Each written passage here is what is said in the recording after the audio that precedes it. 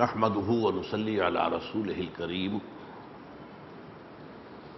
اما بعد فقد قال الله تبارك وتعالى كما ورد في سورة يوسف عليه الصلاة والسلام اعوذ بالله من الشيطان الرجيم بسم الله الرحمن الرحيم ان الحكم الا لله امر ان لا تعبدوا الا اياه ذلك الدين القيم وقال تبارک و تعالی کما ورد فی سورۃ الکہف لا یشرک فی حکمہ احدا وقال عز وجل کما ورد فی سورۃ صاد یا داود انا جعلناک خلیفۃ فی الارض فاحکم بین الناس بالعدل ولا تتبع الهوى فیضلک عن سبیل اللہ وقال جل وعلا كما ورد في سورة النور وعد الله الذين آمنوا منكم وعملوا الصالحات ليستخلفنهم في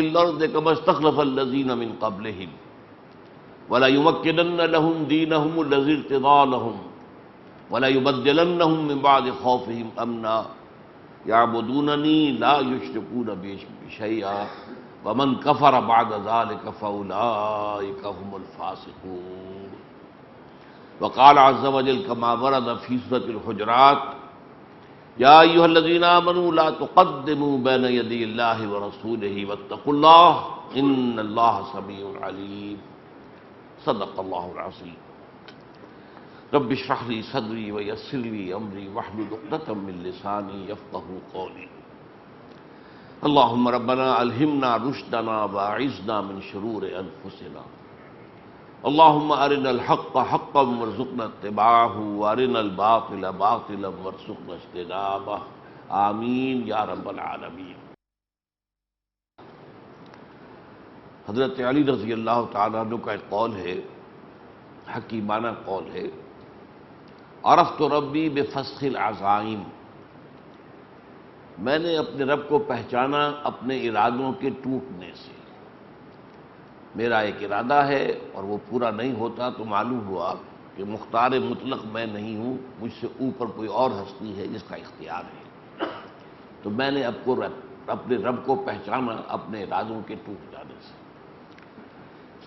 آج کے بارے میں نے یہ طے کیا ہے کہ ایک بحث جو ہمارے ہاں شروع ہوئی، اس جگہ بھی بحث ہو چکی ہے، اس لیے کہ ایک صاحب نے جو مجھے طویل خط لکھا تھا، آپ کو یاد ہوگا میں نے بتایا کہ انہوں نے مجھ پر اعتراض کیا تھا کہ آپ جمہوریت کی تعریف بھی کرتے ہیں، نفی بھی کرتے ہیں، تو اس میں ایک تضاد ہے۔ آپ اس سیاسی عمل میں یعنی انتخابات میں حصہ نہیں لیتے، لیکن کہتے ہی ہے کہ ہوتے رہنے چاہیے، یہ بھی تضاد ہے۔ بہرحال اس کی تو جو بھی میں نے وضاحت کرنی تھی وہ میں کر چکا ہوں۔ لیکن ملا صوفی محمد صاحب جو ہے انہوں نے جو باتیں کی ہیں، اب ایک تو ان کی شخصیت بڑی اہم ہو گئی اچانک بہت، اس لیے کہ جو انتہائی آخری درجے کا فساد پیدا ہو چکا تھا اس علاقے میں، تو ان کے سامنے آنے سے اور ان سے جو معاہدہ کیا سرحد کی صوبائی حکومت نے، اس سے یہ ہے کہ ایک دم مہامن ہو گیا۔ اس اعتبار سے یقیناً ان کی شخصیت جو ہے وہ بہت نمایاں ہو کر آ گئی۔ لیکن پھر انہوں نے جو باتیں کی ہیں وہ ایسی ہے کہ جس کی وجہ سے بڑی چہمے گوئیاں عوام کے اندر ہیں اور بہت کنفیوژن پیدا ہو گیا ہے لوگوں کے اندر، اور یہ کہ کیا بات حقیقت ہے کیا غلط ہے۔ انہوں نے جمہوریت کو کفر قرار دیا ہے، اور یہ کہ سپریم کورٹ بھی اور فلاں ہائی کورٹ بھی یہ سب کفر کے ادارے ہیں، اور الیکشن میں حصہ لینا جو ہے کفر کے ساتھ تعاون ہے۔ اور میں تو فلاں مذہبی لیڈروں کا نام لے کر کہا کہ میں تو ان کے پیچھے نماز بھی نہیں پڑھتا، اس لیے کہ وہ ایک کفریہ پروسیس کے اندر جو ہے وہ تو میں یہ سمجھتا ہوں کہ اس وقت ضرورت ہے اس بات کی کہ اس کو اچھا ذرا تفصیل کے ساتھ سمجھ لیا جائے کہ جمہوریت، اب کچھ لوگ کہتے ہیں جمہوریت عین اسلام ہے، بالکل اسلام ہے، اسلام کے مطابق ہے، اور ایک رائے یہ آ رہی ہے کہ جمہوریت عین کفر ہے۔ تو اس میں حقیقت کیا ہے اس کو سمجھ لینا چاہیے۔ پہلی بات تو جاننے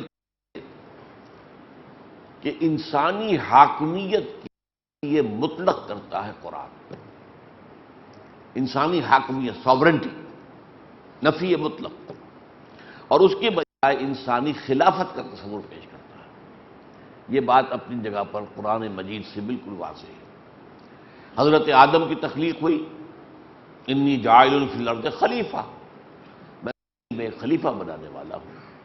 تو خلافت تو گویا کہ وہ تو جو تخلیق کا مقصد ہے حضرت آدم کی، جن کی ہم نسل ہیں، انہیں کی وہ ہمارے بابا آدم جو ہیں وہی ہیں، تو ہم وہ ان کی خلافت ہی کے لیے پیدا کیا گیا تھا۔ لیکن حاکمیت جو ہے وہ سوائے اللہ کے اور کسی کے لیے نہیں۔ ما سوا کی حاکمیت وہ کسے باشد، کوئی بھی ہو، وہ کفر ہے، وہ شرک ہے، اس میں کوئی شک نہیں۔ بلکہ اس دور کے جو سب سے بڑے شرک ہیں، جنہیں عام طور پر جو بہت ہمارے ہاں موحد ہیں جو سمجھتے ہیں کہ وہ توحید پر ان کا بڑا مستقل جو ہے اور بہت عمدہ جو ہے وہ موقف ہے، وہ بھی اس آج کے دور کے سمجھ رہے ہیں۔ عقیدے کا شرک انہیں معلوم ہے، قبر کو سجدہ کیا تو شرک ہو گیا، اللہ کے سوا کسی اور سے مدد مانگی، یا علی مدد، یا غوث و اعظم، یہ شرک ہو گیا۔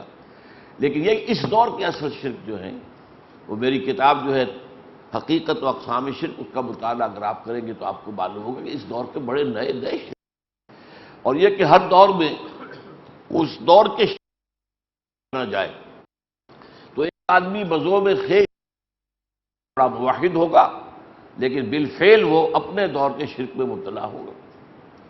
تو آج کے دور کا سب سے بڑا شرک عوامی حاکمیت، انسانی حاکمیت، جبکہ حاکمیت اسلام کے نزدیک صرف اللہ کی۔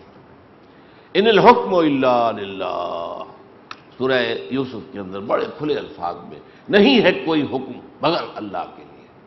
حاکمیت اللہ کی ہے، حکم دینے کا اختیار مطلق اللہ کے لیے۔ اب ہمیں سمجھ لینا چاہیے کہ حاکمیت اور خلافت میں فرق کیا ہے۔ دیکھیے، حاکمیت سے مراد یہ ہے کہ اس قانون سازی کا مطلق اختیار موجود ہو، جو چاہیں قانون بنائیں، اور نمبر دو، ہر معاملے میں آخری فیصلہ اسی کے ہاتھ میں ہو، اس کی حاکمیت ہے۔ خلافت کیا ہے؟ کسی اور کی حاکمیت کے تحت ایک محدود حد تک نیابت، اس کے نائب کی حیثیت سے عمل کرنے کا اختیار، یہ خلافت ہے۔ اب ان دونوں کو سمجھ لیجئے۔ میں پہلے ذکر کرتا ہوں بادشاہت کا۔ یہ اصل میں معاملہ جو ہے یہ سوشل ایوولوشن کے مختلف مدارج ہیں۔ ایک زمانہ تھا کہ ہمارے آباء و اجداد جو تھے وہ کوئی غاروں میں رہتے تھے، کوئی نظام کوئی تھا ہی نہیں، نہ سیاسی نظام، نہ معاشی نظام، کچھ بھی نہیں۔ اس کے بعد پھر بنا قبیلہ بن گیا، قبیلے میں اختیار اس کے سردار کے ہاتھ میں آ گیا، اس کی بات ماننی پڑے گی، سردار ہے، اس قبیلے کی یہ ریت ہے، آپ اس قبیلے سے ہیں، آپ کو اس کی پابندی کرنی پڑے گی۔ تو گویا کہ جیسے جیسے نظام بڑھا تو پابندیاں لگنی شروع ہوئی۔ اس کے بعد آیا معاملہ سٹی سٹیٹس، 2 3 4 5 قبیلے آ کر ایک جگہ پر آباد ہو گئے۔ اب ہر قبیلہ اپنی جگہ پر انتظامی ایک یونٹ ہے، ہر قبیلے کا سردار ہے، وہ اپنی جگہ پر انتظامی یونٹ ہے۔ پانچوں کے درمیان کیا معاملہ ہوگا؟ اب یہاں سے دستور کا معاملہ شروع ہوا کہ کوئی قواعد ہوں گے، یہ پانچوں کے درمیان معاملات کیسے طے ہوں گے، کون طے کرے گا، کس کو کیا اختیار ہے۔ اب یہاں پر معاملہ جو ہے گویا کہ اگلی سیڑھی آ گئی۔ اس کے بعد آپ کو معلوم ہے کہ عظیم امپائرز بھی قائم ہوئی، حکومتیں، شہنشاہیتیں۔ اب میں اس دور کی بات کر رہا ہوں جب کہ انسان بادشاہت کے تصور سے آشنا ہو گیا تھا، گویا کہ وہ پریلیمنری سٹیجز سے گزر کر بادشاہت تک آ گیا۔ اب بادشاہت ایک تھی اسلامی بادشاہت، ایک تھی کافرانہ بادشاہت۔ بادشاہت مشترک ہے۔ اسلامی بادشاہت کی مثال حضرت داؤد علیہ السلام بادشاہ تھے، لیکن وہ اسلامی بادشاہ تھے۔ اسلامی بادشاہ کو خلیفہ کہیں گے۔ اسی لیے میں نے آپ کو آیت سنائی ہے سورہ صاد کی، یا داؤد انا جعلناک خلیفۃ فی الارض، حالانکہ وہ بادشاہ تھے، ان کا بیٹا بادشاہ بن گیا، ابھی گویا کہ کوئی نظام اور تو تھا ہی نہیں وہاں پر۔ ان کے انتقال کے بعد ان کا بیٹا حضرت سلیمان علیہ السلام وہ بادشاہ بن گیا، تو گویا کہ ایک خاندانی نظام چل رہا تھا۔ اور اس کے بعد حضرت سلیمان کے دو بیٹوں میں سلطنت تقسیم ہو گئی، ایک حصے کا ایک بیٹا جو ہے بادشاہ بن گیا، دوسرے حصے کا دوسرا بیٹا بن گیا۔ تو یہ بادشاہت تھی، لیکن یہ بادشاہت خلافت تھی، کس معنی میں کہ داؤد ہوں یا سلیمان، خود بھی اللہ کے حکم کے پابند تھے اور اسی کے حکم کو نافذ کر رہے تھے، یہ خلافت ہو گئی۔ اپنا انہوں نے دعویٰ نہیں کیا کہ ہم مختار مطلق ہیں، جو چاہے فیصلہ کریں، نہیں، حاکم اللہ ہے، ہم خلیفہ ہیں، ہم اللہ کے نائب ہیں۔ اللہ کا جو حکم آتا ہے، اور یہ ظاہر بات ہے کہ اللہ کا حکم براہ راست انہی کے پاس آ رہا ہے نا، کیونکہ وہ نبی ہے۔ آج کل جسے آپ کہتے ہیں ہاٹ لائن پر رابطہ قائم ہو رہا، تو گویا کہ ایک ہاٹ لائن تھی حضرت داؤد اور اللہ کے درمیان، جس سے وحی آ رہی ہے، احکام آ رہے ہیں۔ اس حضرت سلیمان کو وحی آ رہی ہے، احکام آ رہے ہیں۔ تو اگرچہ یہ بادشاہ تھے، داؤد بھی سلیمان بھی علیہ السلام، لیکن یہ خلیفہ تھے۔ اب ہم کہہ سکتے ہیں اسلامی بادشاہ، یہ گویا کہ اسلامی بادشاہت تھی یا خلافت تھی، یہ دونوں الفاظ جان بوجھ کر میں بول رہا ہوں تاکہ بعد میں جو باتیں مجھے کہنی ہیں وہ واضح ہو جائیں۔ اب ان دو کے برعکس آئیے، نمرود اور فرعون، یہ بھی بادشاہ تھے، لیکن یہ خدائی کے حقوق کے دعوے دار تھے، ہمارا حکم چلے گا، جو ہم چاہیں گے کریں گے۔ فرعون کا دعویٰ کیا تھا؟ الیس لی ملک مصر وہذہ الانہار تجری من تحتی، کیا مصر کی حکومت میری نہیں ہے؟ میں بادشاہ ہوں، میں مالک ہوں، اور یہ سارا آبپاشی کا نظام جو ہے، آپ کو معلوم ہے وہاں پر دریائے نیل سے آبپاشی، یہ سارا نظام میرے تحت ہے۔